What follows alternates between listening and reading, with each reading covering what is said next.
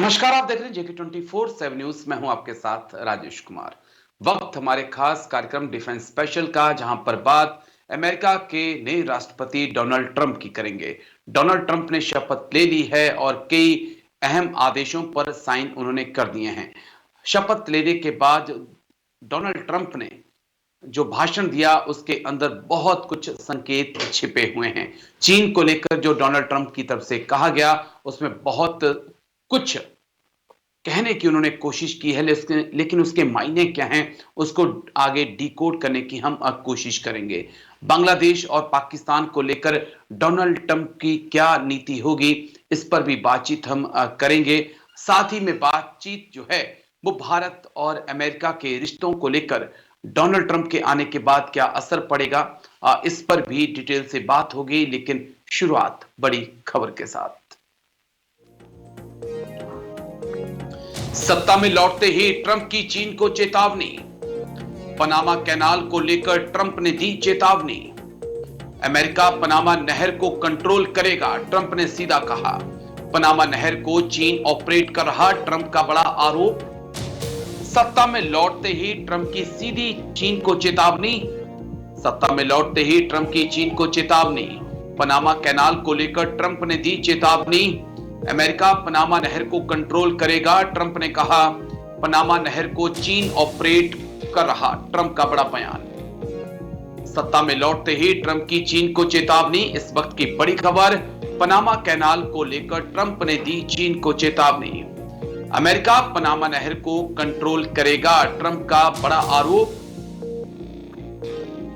चलिए, बड़ा आरोप लगाया गया है। क्या कुछ डोनाल्ड ट्रंप ने कहा, हम जल्दी से आपको वो सुना देते हैं और उसके बाद जो है फिर ग्राफिक्स के जरिए डिटेल से जानकारी देंगे।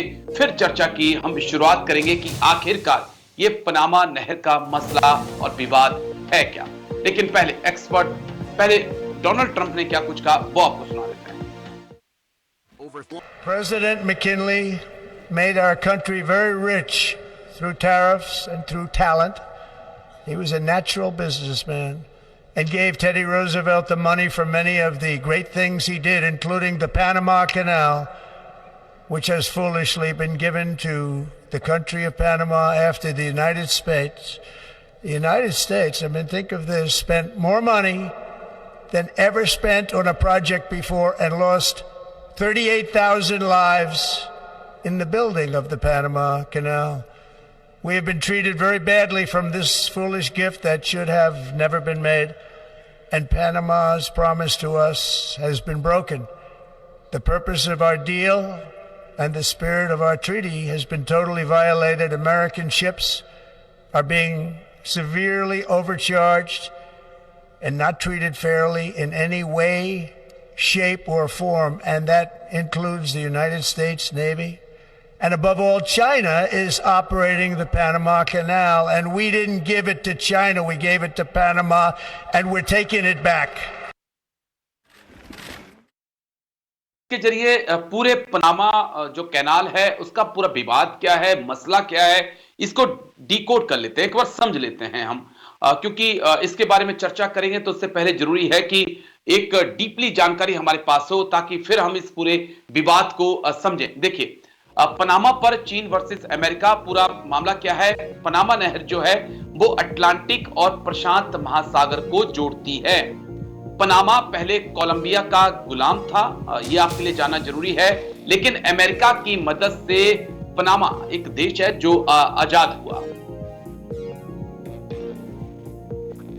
1904 में पनामा नहर बनाने का अधिकार अमेरिका को दिया गया। उसके बदले में, आजादी के बदले में, अमेरिका ने पनामा से नहर बनाने का अधिकार लिया और 1914 तक नहर बनाने का काम पूरा हुआ। और दोनों ही वर्ल्ड वॉर में अमेरिका को इस नहर का काफी फायदा हुआ, क्योंकि अमेरिका की मूवमेंट जो है वो बहुत तेज हो पाई। Next graphic. पनामा के लोगों ने लेकिन बाद में इसे मुद्दा बनाना शुरू कर दिया।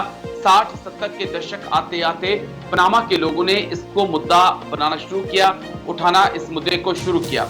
1977 में कार्टर टोरिजोस संधि पर हस्ताक्षर हुए और इसमें इसके तहत जो है धीरे धीरे ये जो पनामा नहर है वो पनामा को सौंपनी थी, लेकिन 1999 आते आते अमेरिका ने नहर का नियंत्रण, यानी कि कैनाल का जो नियंत्रण है वो पनामा को सौंप दिया। ये बड़ी अहम कैनाल है, एशिया, अमेरिका और यूरोप की इसे लाइफलाइन भी कहा जाता है। Next graphics. 14,000 जहाज सालाना यहां से गुजरते हैं। सबसे ज्यादा अमेरिका ही इसका इस्तेमाल करता है। पनामा ने चीन को दिया देख रेख का अधिकार। ये आरोप डोनाल्ड ट्रंप ने भी लगाया गया है, लेकिन सच्चाई भी कुछ ऐसी ही है। पनामा के राष्ट्रपति का चीनी दखल से इनकार। जब डोनाल्ड ट्रंप ने इतनी बड़ी बात कही तो पनामा के राष्ट्रपति सामने आए और उन्होंने कहा कि यहां पर चीन की मौजूदगी नहीं है। Next graphics. अब मसला यह है कि दुनिया भर में चीन बीआरआई का जाल फैला रहा है। लैटिन अमेरिका तक चीन का बीआरआई पहुंच चुका है और पनामा में भी चीन ने भारी निवेश किया है। नेक्स्ट। पनामा का चीनी कनेक्शन क्या है? बंदरगाहों को रसद, बुनियादी ढांचे में चीन ने पनामा में भारी निवेश किया है। हांगकांग की जो कंपनियां हैं वो इस नहर का संचालन कर रही हैं। दोनों छोर पर जो है, नहर के दोनों ही किनारों पर, दोनों ही साइड पर जो है वो हांगकांग की कंपनी ने बड़े अपने ऑफिस बना रखे हैं और एंट्री से लेकर कौन सा जहाज आ रहा है, जा रहा है, वो सब कुछ हांगकांग की ये कंपनी जो है वो चेक कर रही है। टेंशन में नहर का संचालन रुकेगा चीन, ये अमेरिका को शक है कि आने वाले वक्त में अगर अमेरिका और चीन के बीच टेंशन बढ़ती है तो इस नहर का संचालन चीन रोक सकता है। और अमेरिका चीन संघर्ष के वक्त इसका क्या होगा, इस बात का डर जो है वो भी अमेरिका को है, डोनाल्ड ट्रंप को है। यही कारण है कि उन्होंने पनामा को लेकर जो है बड़ी बात कही है।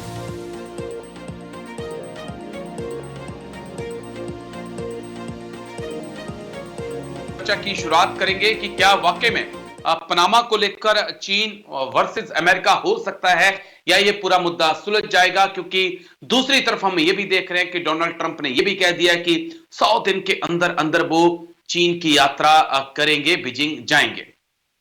हमारे साथ आज दो बेहद खास मेहमान चर्चा में जुड़ चुके हैं। जाने माने डिफेंस एक्सपर्ट मेजर जनरल पीके सहगल सर हमें ज्वाइन कर चुके हैं। बहुत बहुत शुक्रिया सर। जय हिंद। सबसे पहले थैंक यू समय देने के लिए, शुक्रिया सर। Thank you sir. हमारे साथ विदेश मामलों के जानकार करोड़ी सिंह जी भी जुड़ चुके हैं। बहुत बहुत शुक्रिया करोड़ी सिंह जी। जय हिंद। Thank you sir. शुक्रिया शुक्रिया सर। मेजर जनरल पीके सहगल सर, चर्चा की शुरुआत आपके साथ। पनामा को लेकर मुखर होकर कहना, डोनाल्ड ट्रंप की तरफ से शपथ ग्रहण के बाद इतना बड़ा बयान देना और उसमें चीन को भी शामिल कर लेना, क्या ये इशारा है कि अब टेंशन बढ़ने वाली है अमेरिका और चीन के बीच, या फिर मान के चलें कि जो कहा जा रहा है कि 100 दिन में वो चीन की यात्रा करेंगे, टिकटॉक को रियायत दे दी है, तो सब कुछ दुनिया की दोनों सुपर पावर के बीच ठीक होने वाला है? सब कुछ भी ठीक होने वाला नहीं। अमेरिका जो है साफ तौर पे चीन को कंटेन करना चाहता है। चीन जो है दुनिया के पानी के ऊपर जो है दखलंदाजी करना चाहता है, बड़े पैमाने पर अपने आप को एक्सपेंड करना चाहता है एशिया पैसिफिक में और लैटिन अमेरिका कंट्रीज में। बीआरआई उसका बहुत बड़े पैमाने पर फैल गया है। अमेरिका की आपत्ति और चिंता जो है बिल्कुल जायज है। वो जैसे कि आपने कहा कि वो लाइफलाइन है अमेरिका की और एशिया की और यूरोप की, और सबसे बड़ा जो उसका इस्तेमाल करता है, अगर आप देखो नॉर्थ अमेरिका में और लैटिन अमेरिका में सबसे बड़ा जो यूजर है वो अमेरिका का ही है।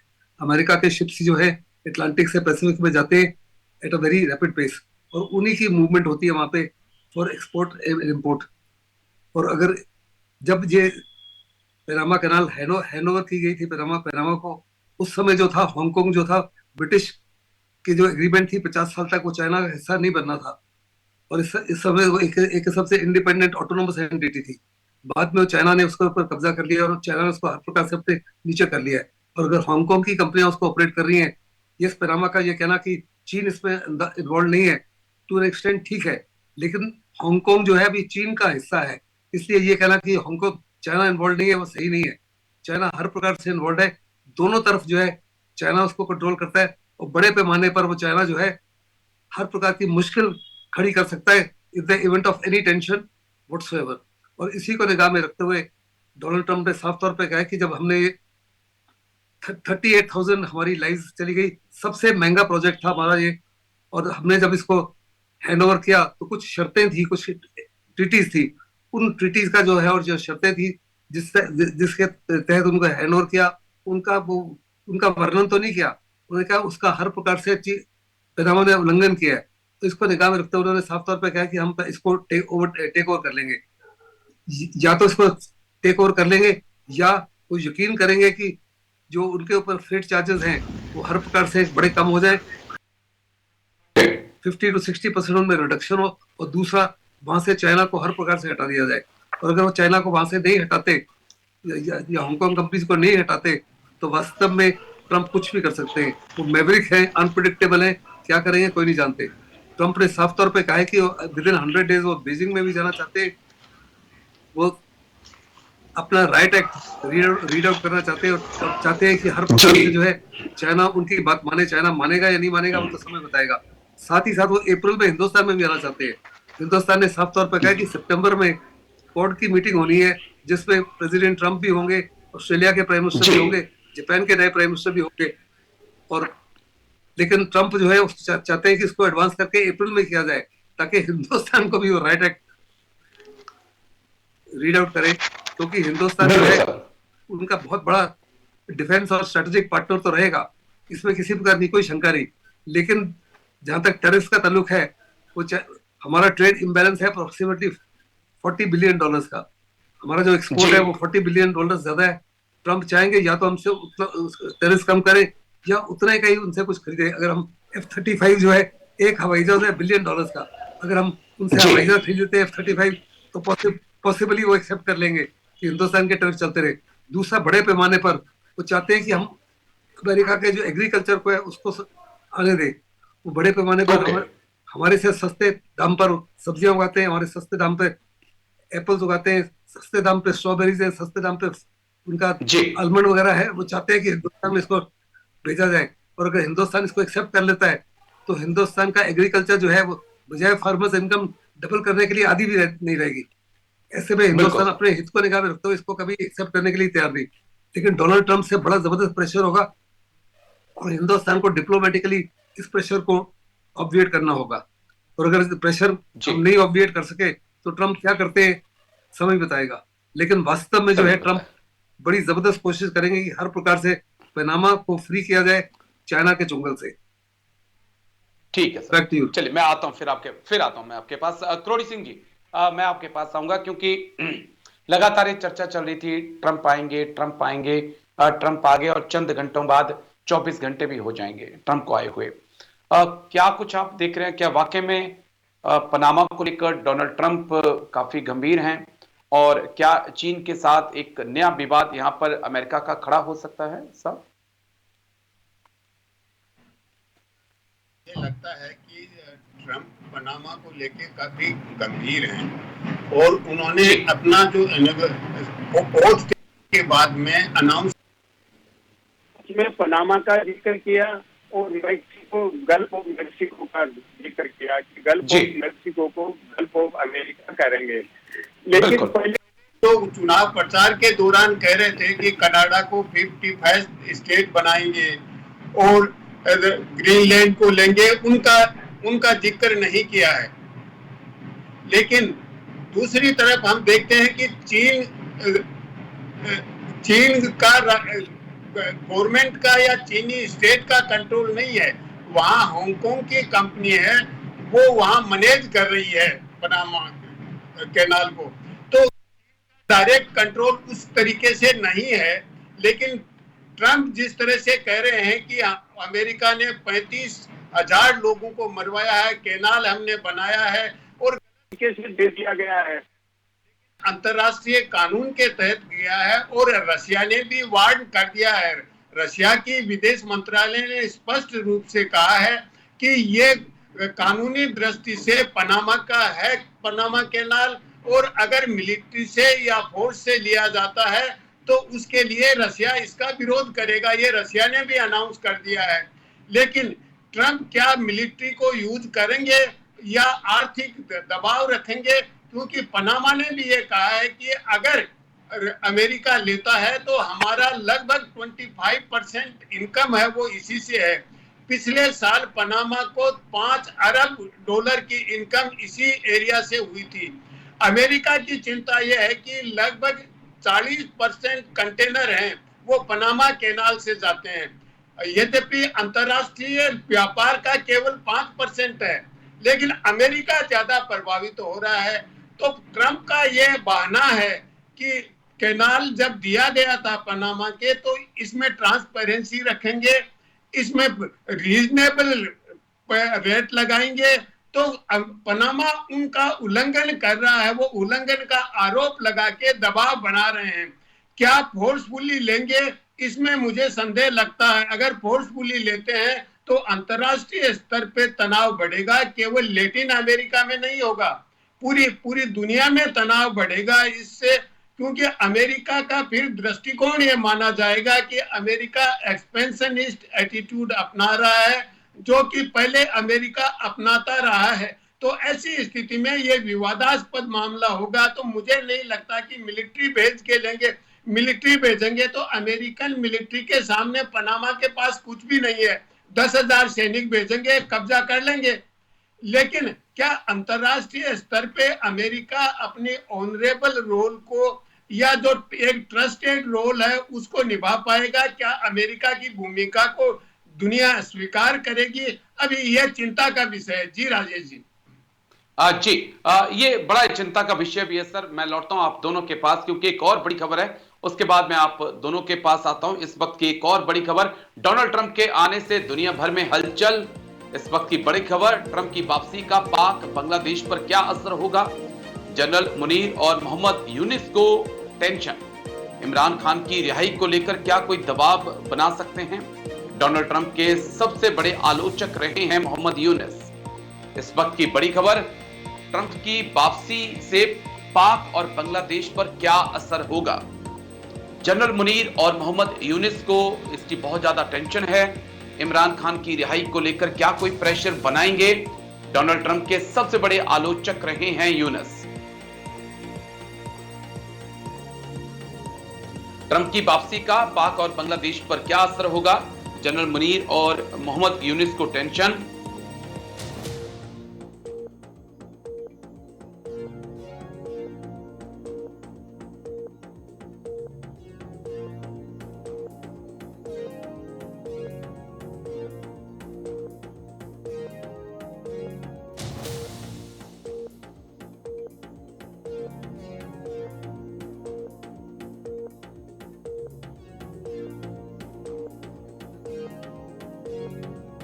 समझने की हम कोशिश करेंगे।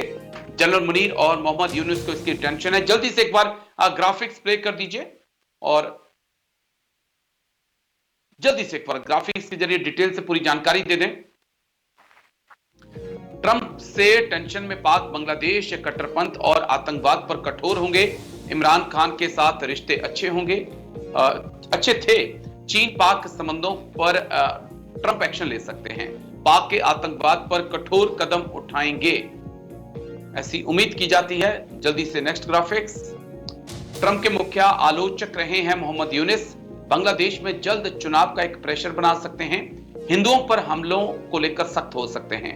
चीन बांग्लादेश रिश्तों पर भी अमेरिका की अब नजर होगी। इन दोनों मुल्कों के हिसाब से हम डोनाल्ड ट्रंप जो आ चुके हैं, अब क्या बांग्लादेश पे असर होगा, पाकिस्तान पर क्या असर होगा, इसको समझेंगे अपने एक्सपर्ट से। लेकिन उससे पहले एक छोटे से ब्रेक के लिए हम जाएंगे। ब्रेक के बाद लौटेंगे तो पाकिस्तान और बांग्लादेश पर डोनाल्ड ट्रंप के आने का क्या असर होने वाला है, इसे डिकोड करेंगे। लेकिन क्योंकि डोनाल्ड ट्रंप आ चुके हैं, लेकिन भारत के दो पड़ोसियों पर इसका क्या असर होगा, खासकर बांग्लादेश की बात हम करेंगे और पाकिस्तान की बात हम करने अब जा रहे हैं। सीधा मेजर जनरल पीके सहगल सर के पास हम चलेंगे। सर, पाकिस्तान पर डोनाल्ड ट्रंप का रुख क्या आप देख रहे हैं? क्योंकि इससे पिछली बार आए थे तो उन्होंने सैन्य मदद तक पर रोक लगा दी थी और पाकिस्तान के खिलाफ काफी कड़क थे, क्या इस बार कोई नरमी आप देख रहे हैं या उतनी ही कड़की जारी रहेगी? और क्या इमरान खान को लेकर, जिनके बारे में माना जाता है कि ट्रंप से एक अच्छे रिश्ते थे, उनको लेकर एक पहल हो सकती है कि जेल से बाहर उनको निकाला जाए? साहब देखो, इसमें किसी प्रकार का कोई शक नहीं। जहाँ तक पाकिस्तान और बांग्लादेश है, दोनों के लिए एक किस्म से उनकी गिनती शुरू हो गई, दोनों के लिए मुसीबत की घड़ी है। ट्रंप जो है एज अगेंस्ट बाइडेन सरकार, दोनों के खिलाफ बहुत सख्ती से पेश होंगे। अगर आपको याद होगा, ट्रंप 1-0 जो था, उसमें उन्होंने कहा था कि पाकिस्तान को हमने $33 बिलियन एड दी है, लेकिन उसके बदले में उसने हमको धोखा किया और वो एड हमारे खिलाफ ही इस्तेमाल की है। तो उन्होंने कहा कि उन्होंने टेररिस्ट को छुपा रखा है पाकिस्तान के अंदर, और बाद में उसी को ढूंढ के बिन लादेन को हमने ही मारा। जहाँ तक बांग्लादेश का ताल्लुक है, यूनुस ने जब ट्रंप जीते थे पहली बारी, तो उन्होंने कहा था एक किस्म से सूर्य ग्रहण है, और उन्होंने कहा था एक किस्म से दुनिया के लिए बहुत ही चिंता की घड़ी है, और वो हर प्रकार से ट्रंप के अगेंस्ट बातचीत कर रहे थे। जो बाइडेन सरकार थी और डीप स्टेट अमेरिका का है, बड़े पैमाने पर इन्वॉल्व है बांग्लादेश में। उनकी इन्वॉल्वमेंट के बिना तो बांग्लादेश में ये जो हुआ है शायद हो ही नहीं सकता था।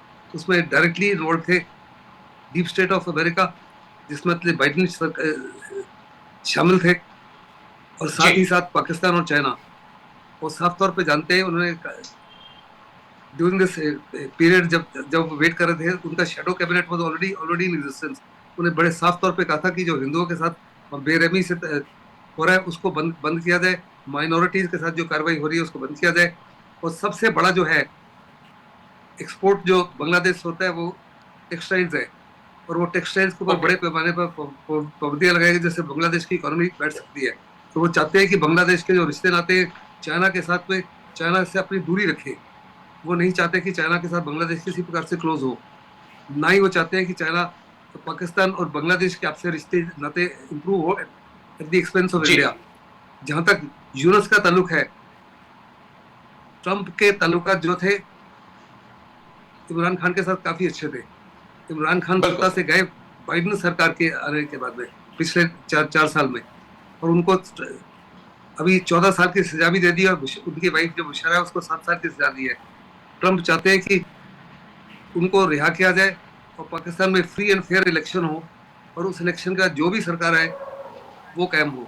लेकिन पाकिस्तान की आर्मी और ISI जो है किसी प्रकार से नहीं चाहती, क्योंकि वो साफ तौर पे जानते हैं कि अगर इमरान वापस आते हैं तो उनके ऊपर वो बड़ी कोशिश करेंगे कि पाकिस्तान की आर्मी को बैरक्स में भेजे, और आर्मी का वही रोल हो जिसके लिए आर्मी को खड़ा किया जाता है। कहा जाता है कि Pakistan is an unfortunate state, normally states have army, but Pakistan army has a state, army has a country.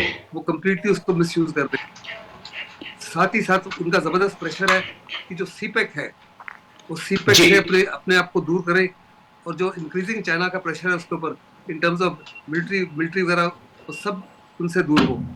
और वो पक्का मुझे यकीन है कि इसमें बड़े पैमाने पर कुछ ऐसा कदम उठाएंगे जिससे सीपेक में चाइना और पाकिस्तान के रिश्ते में कमजोरी आए।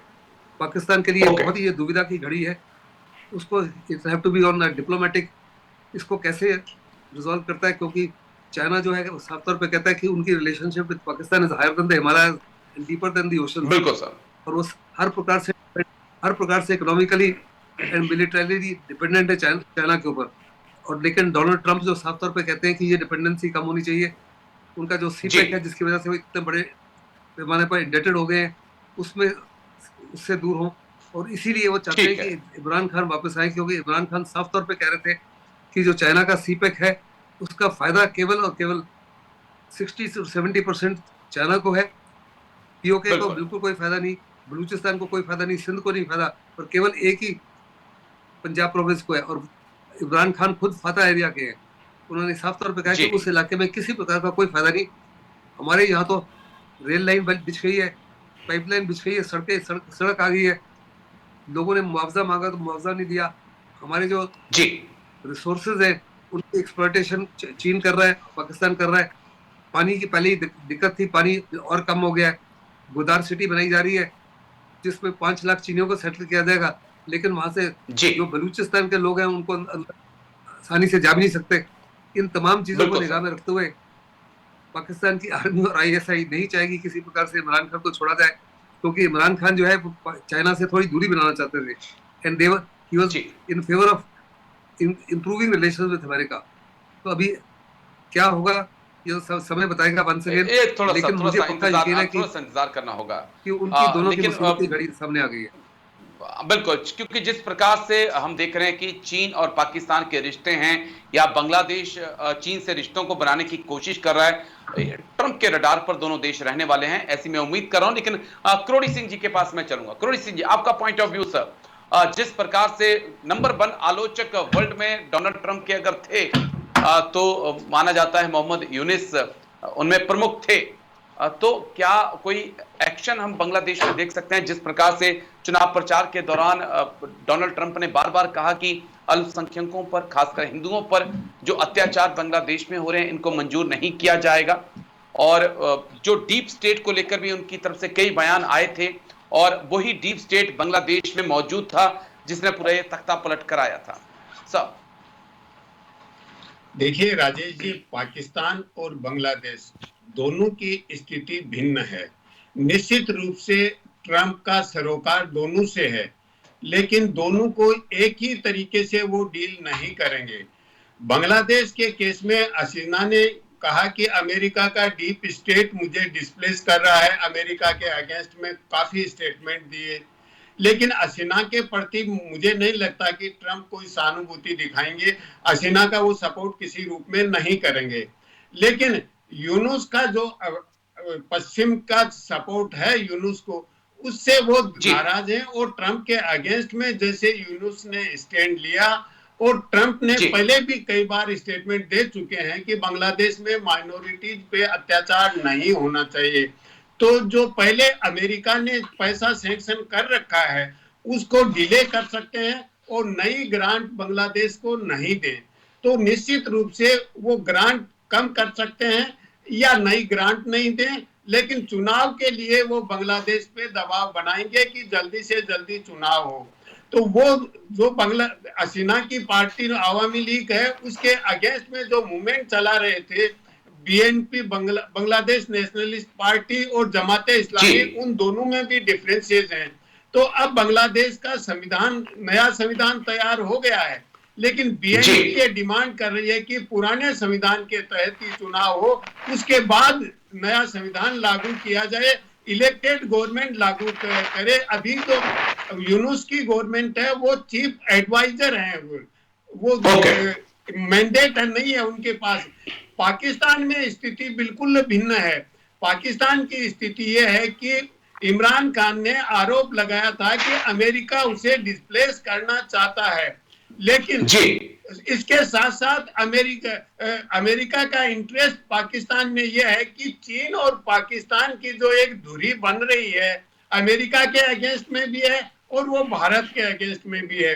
तो ट्रंप ये चाहेंगे कि पाकिस्तान में राजनीतिक स्थायित्व हो किसी न किसी रूप में, और वहां भी एक प्रजातांत्रिकरण थोड़ा मजबूत हो, और मजबूत होने की वजह से चीन के अगेंस्ट में पाकिस्तान का आवाम तैयार हो, और शायद अभी वर्ल्ड बैंक ने जो 50 बिलियन डॉलर का पैकेज दिया है 10 साल के, वो उसी का पार्ट हो सकता है कि पाकिस्तान पे कि चीन पे डिपेंडेंस कम हो। तो इसमें स्वाभाविक रूप से वो इमरान खान का समर्थन करना चाहेंगे, और वो इसलिए करना चाहेंगे कि जो पुराने वहां अमेरिका की सरकार थी और डीप स्टेट था, वो इमरान खान को डिस्प्लेस करने में बहुत ज्यादा भूमिका निभा रहा था, जिसका इमरान खान ने निरंतर रूप से आरोप लगाया है। अभी भी इमरान खान वही अपना दृष्टिकोण बनाए हुए हैं। तो निश्चित रूप से वो पाकिस्तान की नई सरकार पे दबाव बनाएंगे कि इमरान खान को जल्दी से जल्दी रिहा किया जाए और एक फ्रेश इलेक्शन हो, जो कि इमरान खान और उसकी पार्टी दबाव बना रही है। लेकिन मुझे नहीं लगता कि वो तत्काल कोई प्रत्यक्ष रूप से हस्तक्षेप करेंगे। अभी हस्तक्षेप न बांग्लादेश में करेंगे, न पाकिस्तान में करेंगे, एटलीस्ट 1 साल तक नहीं करेंगे। जी ओके, लेकिन थोड़ा इंतजार करेंगे, थोड़ा इंतजार डोनाल्ड ट्रंप भी करेंगे। अभी परखेंगे कि क्या कुछ करना है, क्या कुछ हो रहा है। मैं लौटता हूं सर आपके पास, क्योंकि भारत को लेकर भी मैंने बात करनी है, लेकिन पहले बड़ी खबर अपने दर्शकों को दिखा दूं, उसके बाद फिर मैं आप दोनों के पास आता हूं। डोनाल्ड ट्रंप के फैसलों पर भारत की भी नजर। भारत अमेरिका मिलिट्री संबंध मजबूत होंगे, ऐसा माना जा रहा है। इंडियन प्रोडक्ट्स पर टैरिफ लगा सकते हैं ट्रंप की टैरिफ धमकी का भारत पर क्या असर होगा? डोनाल्ड ट्रंप के फैसलों पर भारत की नजर। डोनाल्ड ट्रंप के फैसलों पर भारत की नजर। भारत अमेरिका मिलिट्री संबंध होंगे मजबूत।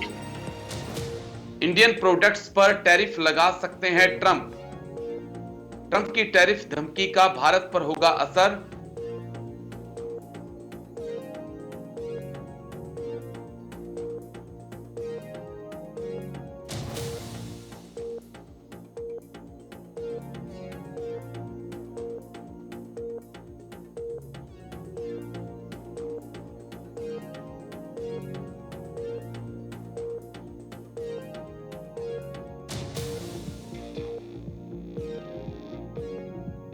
लगा सकते हैं ट्रंप। बड़ी खबर, ट्रंप की टैरिफ धमकी का भारत पर क्या असर होगा? डोनाल्ड ट्रंप के फैसलों पर भारत की नजर। लेकिन जल्दी से एक बार ग्राफिक्स प्ले कर दीजिए, उसके बाद फिर पीके सहगल सर के पास हम चलते हैं। भारत अमेरिका संबंध कैसे रहेंगे? भारत यूएस सैन्य संबंध मजबूत होंगे। F-35 लड़ाकू विमान भारत खरीद सकता है, ऐसी उम्मीद की जा रही है। भारतीय एक्सपोर्ट पर टैरिफ बढ़ा सकते हैं ट्रंप। दोनों के बीच 118.2 अरब डॉलर का व्यापार है। Next graphics. भारत ने किया 77.5 अरब डॉलर का एक्सपोर्ट। H-1B वीजा जो है उसके प्रोसेस को मुश्किल हो सकती है।